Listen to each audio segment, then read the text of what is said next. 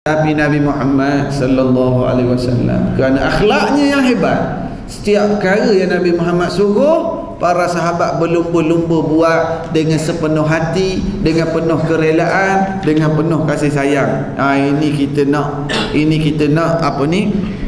Kita nak contohi bagaimana peristiwa pernah berlaku dalam kitab ni. Dia sebut kisah yang masyhur zaman Nabi. Ini masyhur lah kisah, kita pun selalu dengar. Apabila ada seorang orang Badui datang ke masjid Nabi, kencing dalam masjid Nabi. Surau kita ni pernah tak ada orang kencing dalam surau? Ada? Kucing? Terkencing? Ini bukan terkencing, memang dia datang, dia kencing, orang Badui. Dan kita kena faham, zaman Nabi masjid bukan macam kita. Zaman Nabi masjidnya berlantaikan tanah, dindingnya pelepah-pelepah tanah, semuanya atas tanah je. Jadi seorang Badui yang datang dari pedalam, kita Badui ni orang pedalam, orang pada pasir, nomad, kasar, perangai pada pasir. Mereka, seorang tu datang masuk masjid Nabi, dia kencing. Dia buat macam kat kampung, dia rasa nak kencing, dia kencing, dia pun kencing. Bila dia kencing, sahabat nampak, ada sahabat yang datang nak terkam dia, ada kencing dalam masjid.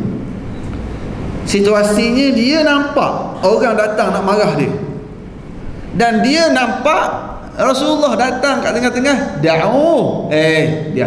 dia selesai. Jadi dia kencing, dia nampak orang nak marah dia, dan dia nampak Rasulullah yang halang orang nak marah.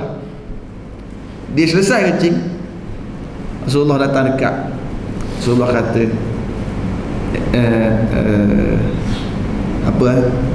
si fulan lah, orang kita bang, orang kita kan, cik.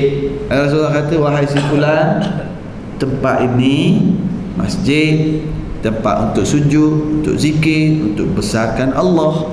Kat sini tak boleh buat perkara ni, tak boleh kencing. Maknanya itu dalam masjid kencing, tapi Rasulullah tegur dengan begitu baik dan explain. Ini hebatnya Rasulullah mengenali sasaran. Mengenali sasaran, maksudnya tahu dia ni orang Badui, orang tak ada ilmu, orang yang biasa kencing kat mana-mana. So Nabi punya approach sesuai dengan orang yang dia nak handle. Ini hebat. Rasulullah kata ni tak sesuai untuk kencing. Bila Badui ni dengar macam tu, Rasulullah bagi tahu dengan penuh baik, dengan penuh sopan. Tadi dia nampak orang datang nak pukul dia, dia kata, Allahumma arhamni warham Muhammadan wala tarham ma'ana ahadan.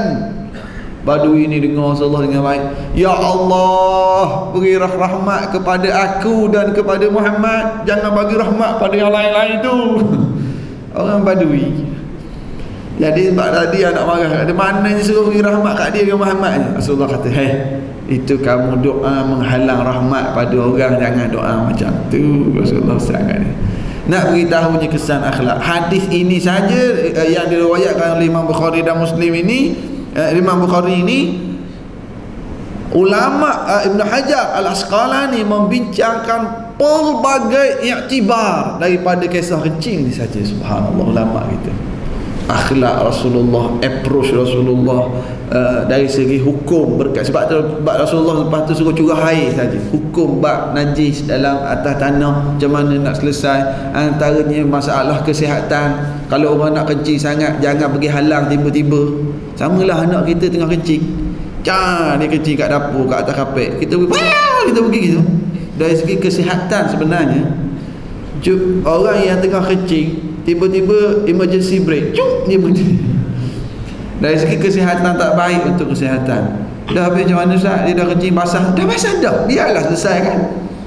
Ya, dia dah separuh dah kencing. Kita dari segi kesihatan, kalau ada doktor kat sini, kalau saya silap tolong perbetulkan. Ya. Tapi disebut bahawa kalau orang dah kencing separuh, tiba-tiba pergi sekat, dia bahaya untuk kesihatan. Satu bahaya untuk kesihatan, satu lagi kalau orang pergi terkam kerja, tak ke dia nak lari yang tengah kecil tu macam mana? Keren buat lain kan. Lagi banyak musibah. Janganlah bayang, cuma nak bagi tahu. Kan? Kalau lari air kecil tu lagilah merebak kesihatan orang tu. Approach Nabi, ini banyak. Masjid tempat perlu dihormati, macam mana tanah dan sebagainya. Ulama bincang. Poin yang kita nak ambil ialah dalam aspek akhlak Nabi Muhammad sallallahu alaihi wasallam.